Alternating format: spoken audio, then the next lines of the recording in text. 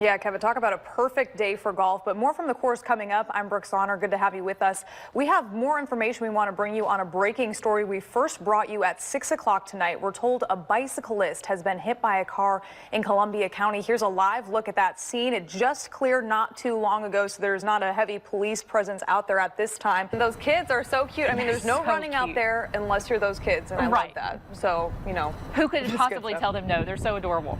Exactly. Well, much more to come from Augusta National. Thanks so much for that, Richard and Laura. But in other news tonight, a double shooting suspect, Jalen Simpkins, has turned himself in to Aiken County deputies. Georgia Governor Nathan Deal giving his 8th and final State of the State address today. He touched on several topics, from getting Georgia out of a recession to increasing money for education.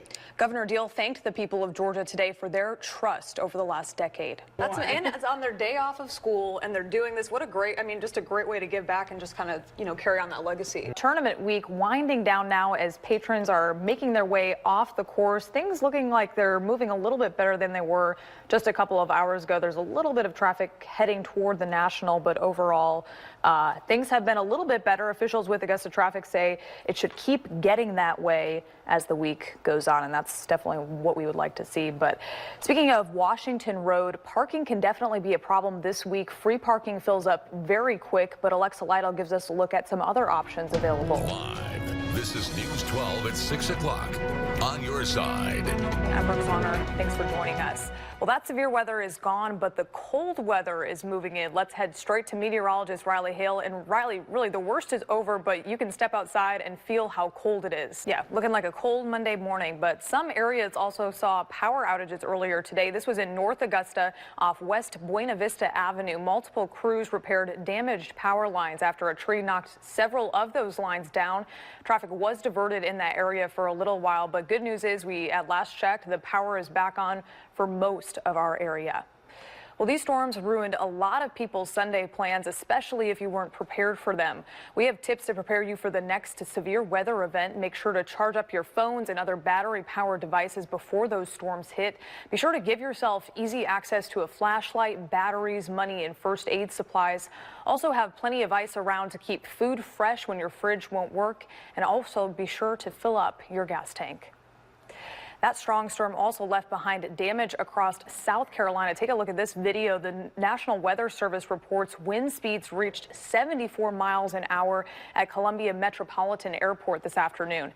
In Gilbert, South Carolina, gusty winds knocked out the windows of some homes. It even caused metal to fly off of buildings and into the air. You can see it right there on your screen. Thankfully, there are no reports of injuries at this time.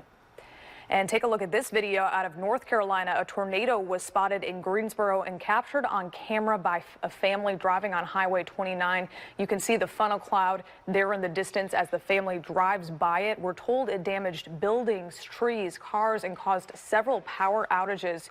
We're also told that one person is reported dead and 2 others were taken to the hospital. And closer to home, a group at AU Medical Center is working to stop deaths from school shootings. It's all part of the nationwide Stop the Bleed initiative. That group is adding emergency kits stocked with life-saving equipment to dozens of schools across our area.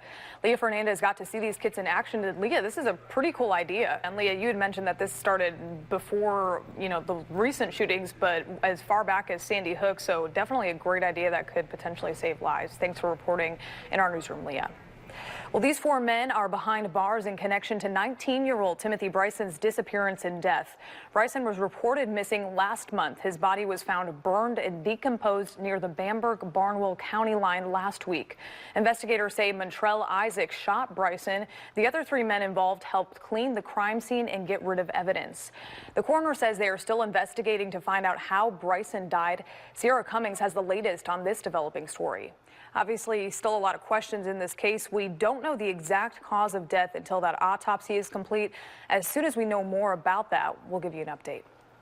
Well, the city of Boston marks the 5th anniversary of the marathon bombings today. Boston is honoring the victims of the attack with a wreath-laying ceremony. The mayor of Boston and governor of Massachusetts helped the families of 2 of the victims lay wreaths in the exact spots where they were killed. A total of 3 spectators were killed and 260 people were injured in the attacks on April 15, 2013. Security for this year's Boston Marathon tomorrow will be increased. The arrests of two black men at Starbucks caused controversy in Philadelphia and around the nation. We have that story coming up.